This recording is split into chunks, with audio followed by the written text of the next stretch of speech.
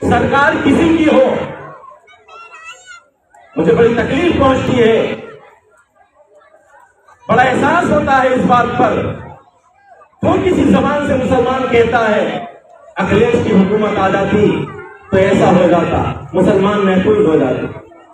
नाउजुबिल्लाह, रब अखिलेश को समझ लिया और उस रब को भूल गए जो सबकी हिफाजत करने वाला।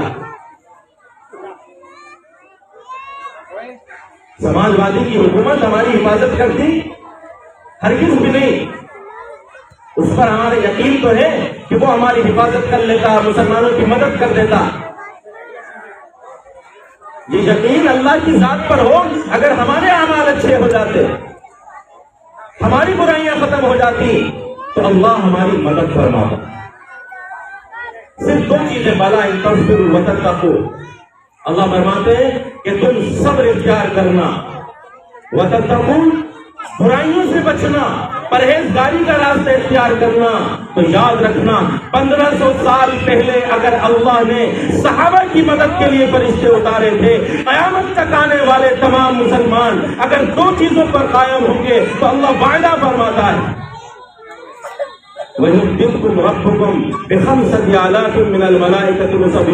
अल्लाह 5000 फरिश्ते भेजकर तुम्हारी मदद करेगा। जो कुरान कह रहा है, तुम आओ तो मैदान में, तुम आओ तो सही सही रास्ते पर, तुम चोरी तो छोड़कर देखो, तुम शराब छोड़कर देखो, तुम जिना छोड़कर देखो, तुम बुराइयां छोड़कर देखो, तुम एक मैदान में अल्लाह की इबादत के लिए आओ तो सही, तुम अल्लाह के कानूनों को तो जिंदा करो।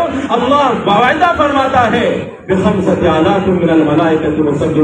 5000 फरिश्तों का लश्कर तुम्हारे लिए उतर कर आएगा।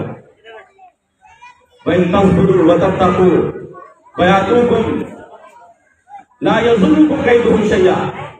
अगर तुम सब्र और परहेजगारी इख्तियार करोगे और दुश्मन तुम्हारे ऊपर हमला कर दे, ला यज़ुरुकुम कैदुहुम शैया, उनकी चाल, उनके हमले, उनकी तदबीरें तुम्हारा कुछ नुकसान नहीं पहुंचा सकते।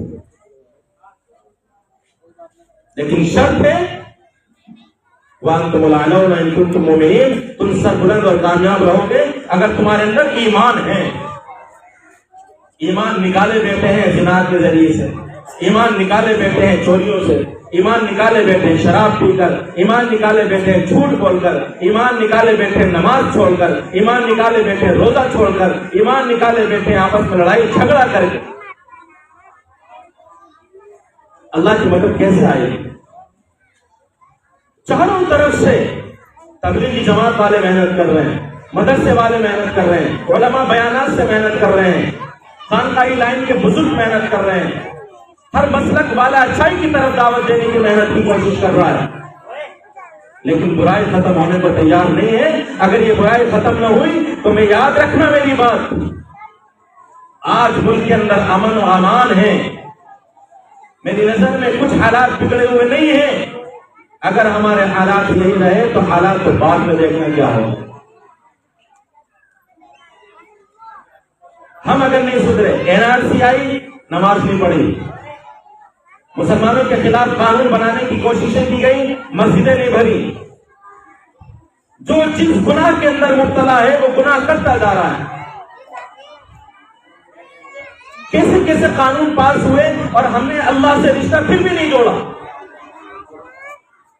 मेरी बात याद रखो, हुकूमत से उम्मीद नहीं, मुखालिफ से उम्मीद नहीं, उम्मीद सिर्फ अल्लाह से।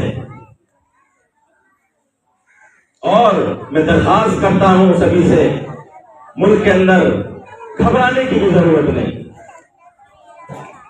जब मैं गुनाह करूंगा तो डरूंगा, और जब मैं गुनाह नहीं करूंगा तो आजाद हूं। और इसके बावजूद अच्छा अमल करने के बाद अगर मेरे ऊपर जुल्म होता है, मैं जेलों में डाला जाता हूं, तो भी हिम्मत से काम लेना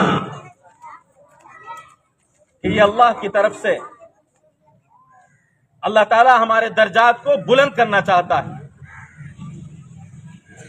और अल्लाह रब्बुल इज्जत हमारा इम्तिहान लेना चाहता है।